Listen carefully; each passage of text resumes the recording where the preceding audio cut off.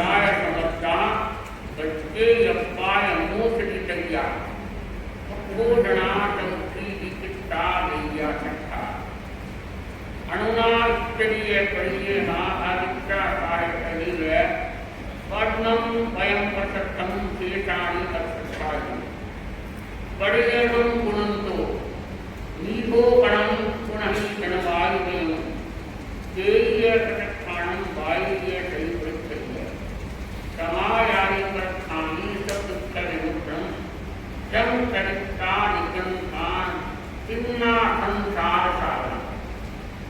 भगवान महावीर ने बताया है कहा है कि हे भक्ति आत्मा तिन्ना संसार साधन संसार समुद्र से कौन सी आत्मा कर सकती। भगवान ने कहा कि पूर्णा चरित्र निगम था। जो व्यक्ति जो प्राणी है निर्गंध यानी राग देश क्रोध मान माया लोभ की ग्रंथि को रखता है गांठों को रखता है वो आत्मा क्या है सत्यम एवं सुंदर मार्ग को प्राप्त नहीं कर सकती। वो ही आत्मा कर सकती है जिनका दृष्टिकोण भी सम्यक है।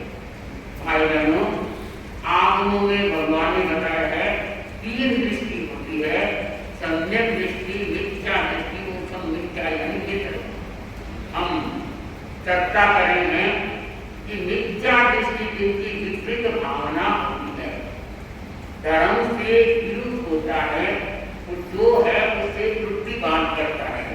तो भगवान ने सिद्धि भाषा में बताया है कि मिथ्या की आत्मा को बहुत संसार में भटकना पड़ता है और जब तक सम्यक का स्पर्श नहीं होगा सम्यक ग्रहण नहीं होगा तब उनके लिए महासुख को प्राप्त करना बहुत दुर्लभ है।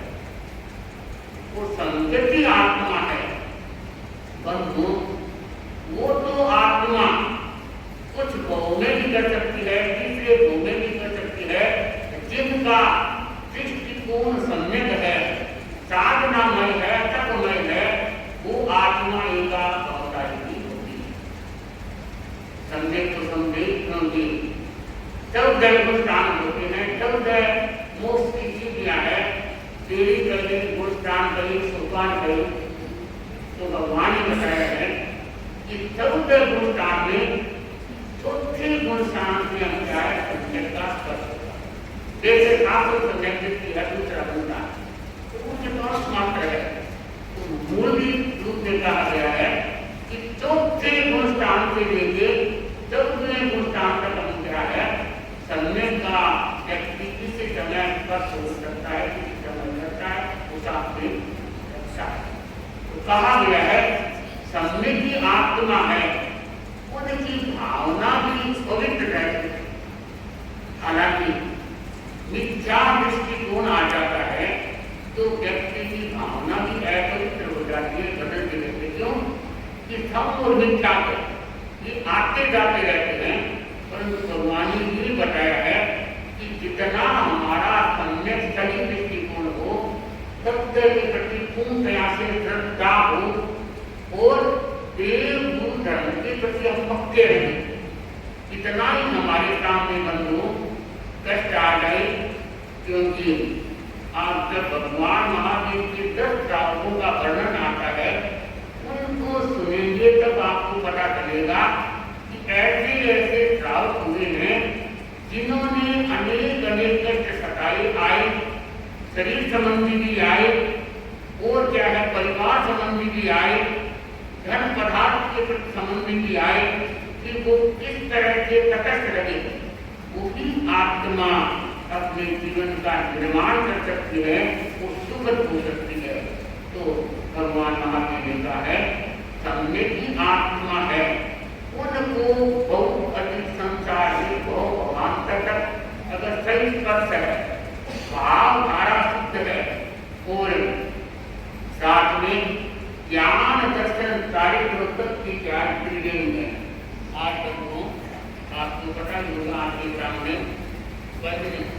उम्र है जो कि निर्दिष्ट अबू की धर्मपत्नी है नीचे टूटे गया और आज उनके 8 दिन की तपस्या है। जिनकी लड़की है वो छोटी है और तपस्या की उनकी भावना रहती है, क्योंकि दूसरे परिवार की राजनीतिक स्थितियों का है और जिनका 3 पक्ष है, गंगोत्रा परिवार है, वो भी अच्छे धार्मिक संस्कारी परिवार है। तो मेरा यही कहना है कि इनके 8 दिन की तपस्या है, क्योंकि भगवान महावीर ने बताया है कि तपस्वी व्यक्ति होता है, क्योंकि मोक्ष का चौथा पेट है, चौथा मार्ग है, वो अपने कर्मों को पकाता ही पकाता है।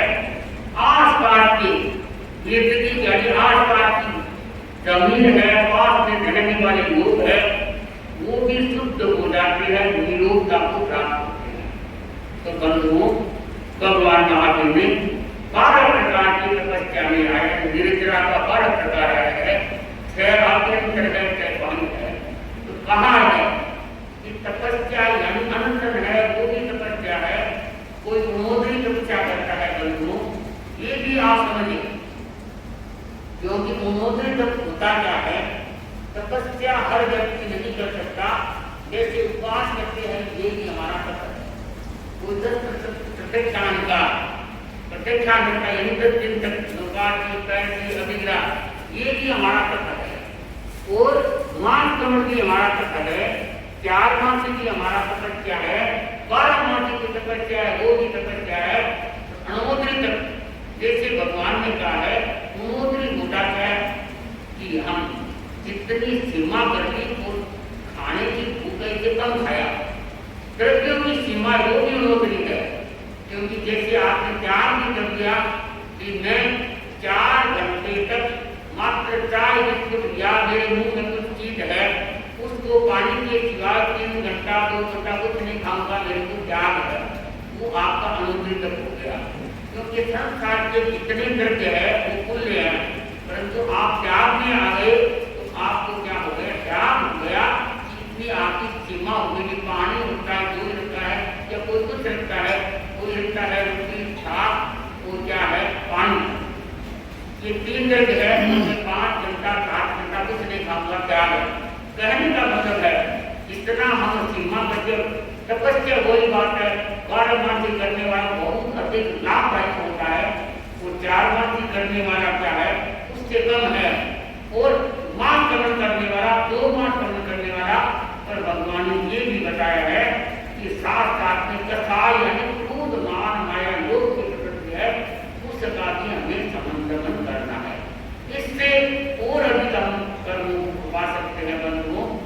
बांधने वाली अपनी भी आत्मा है और तोड़ने वाली भी अपनी आत्मा है, क्योंकि भगवान महादेव को जयंती की 2 प्रमुख श्राविका थी और मोक्ष को प्राप्त करने वाली श्राविका, जीवन का उद्धार करने वाली श्राविका, जिन्होंने भगवान भगवती सूत्र में आया है।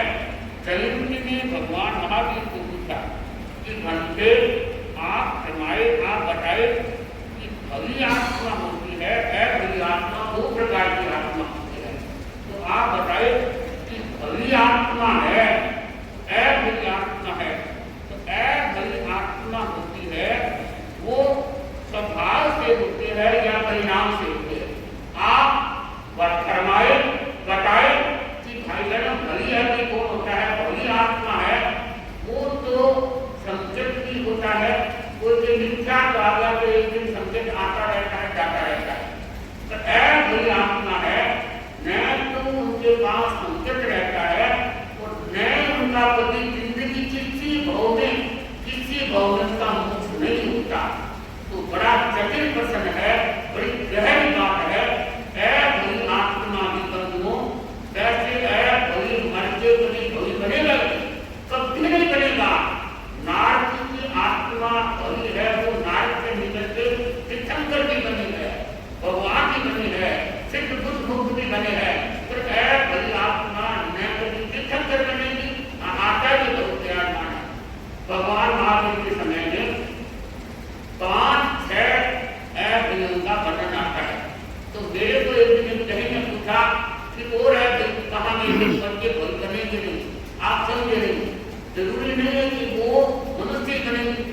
नरक निगोदों में भटक रहे हैं और देव में भी जाके छूटेंगे।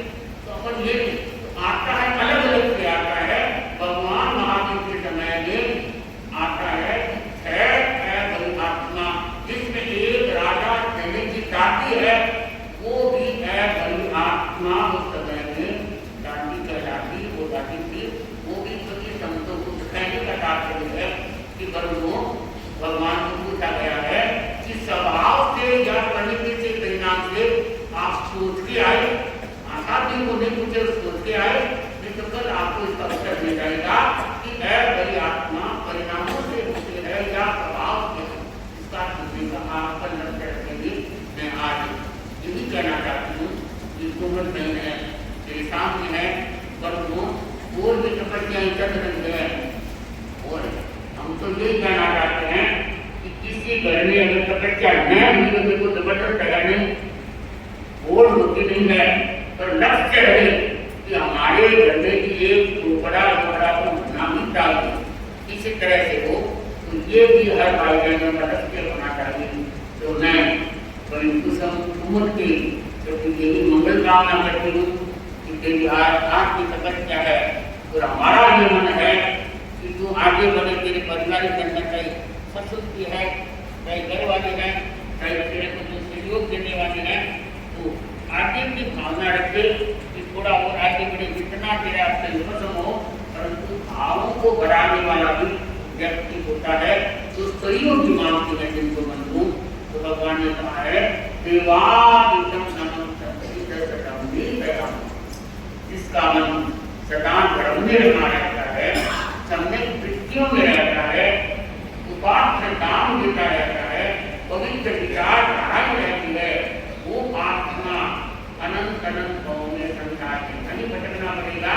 तो बंधु तपस्या में ऐसी संकीर्णी है कि वो अपने आप को सत्य करती है, निर्यात बनाती है, कर्मों का दमन करती है। तो जो उनके सहयोगी है, जो उनको सहयोग देते हैं, जो उनका भावों को बढ़ाते हैं, उनको भी भगवान ने कहा है, उनको भी प्रसन्न कुछ मिल जाता है। तो हम उनको यही मंगल कामना करते हैं। चाहे गणेश कुमुद है, चाहे भाई विमल जी के लंबी तपस्या कर रही है, और भी जिनके गुप्त तपस्या है, वो भी राम की है, उनकी आत्मा हमेशा आगे बढ़ती रही, वो धर्म आराधना करती कर्मों का आश्रय करते रहे। तो मैं अपनी बात को एक बार विराम दे रही हूँ।